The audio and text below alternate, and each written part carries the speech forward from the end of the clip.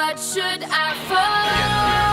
You know, I'm feeling pretty good I'm right now. still free from it all. I grew up one of 6 kids, 2 Haitian parents who came to the United States early on, and just growing up knowing who God is because of what He was doing in my parents' lives.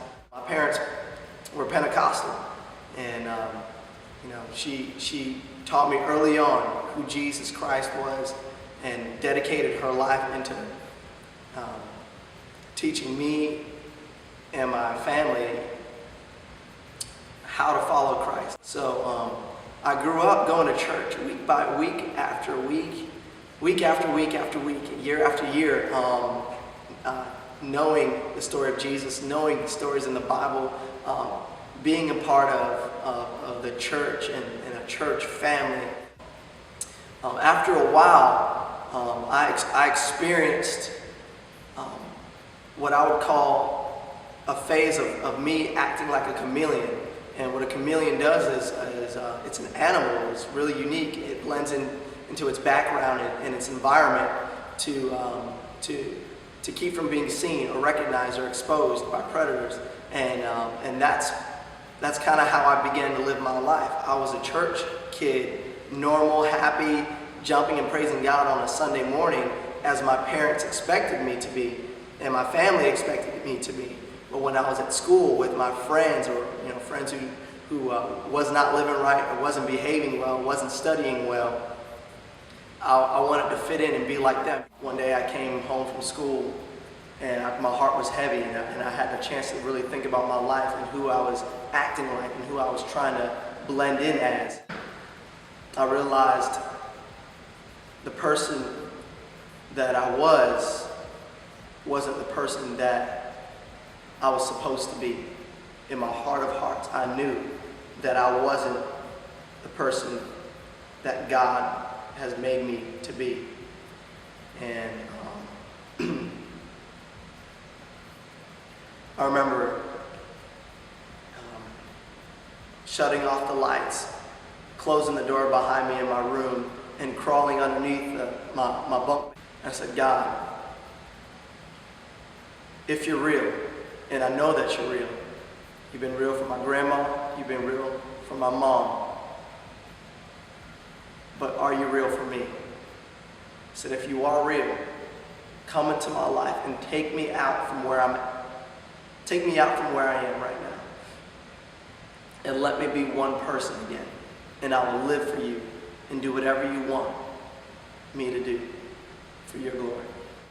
He answered clear. The following day, I remember my dad coming home from work, and he gathered us all together and said, all right, guys, I want you to pack your things, pack all your stuff. We're leaving this place. We're leaving this neighborhood. God began to do just amazing things in my heart, and He changed me, and He made me one person, and He made me clean on the inside, and I was a new person. And I experienced that all my whole life I was practicing a religion, just going to church week by week, learning a song, singing a song. But God all along was seeking me out for a relationship with Him. He wanted a relationship with me. And I began to know God. I began to pray. I began to read His Word and have His Word come alive to me and speak to me. And He began to guide me and direct me and help me through issues through high school.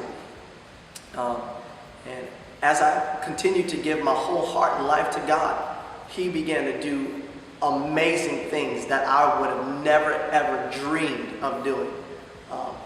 I began to preach at my youth group and do more devotions. I began to go on missions trips.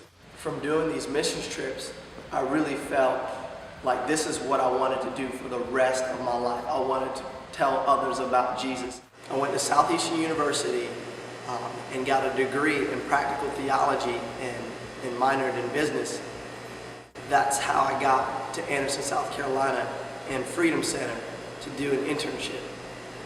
And from the internship, that led to a job full-time as the youth pastor here for Interact. My name is Pastor Bradley Bienaby, and I am a trophy of grace. But should I fall, You know, I'm feeling pretty good I'm right now. still free from it all, it all, it all, it all, it all. Round of applause, I pause to take a photo op. None of it's real, it's just Photoshop. Crop out my flaws and my failures.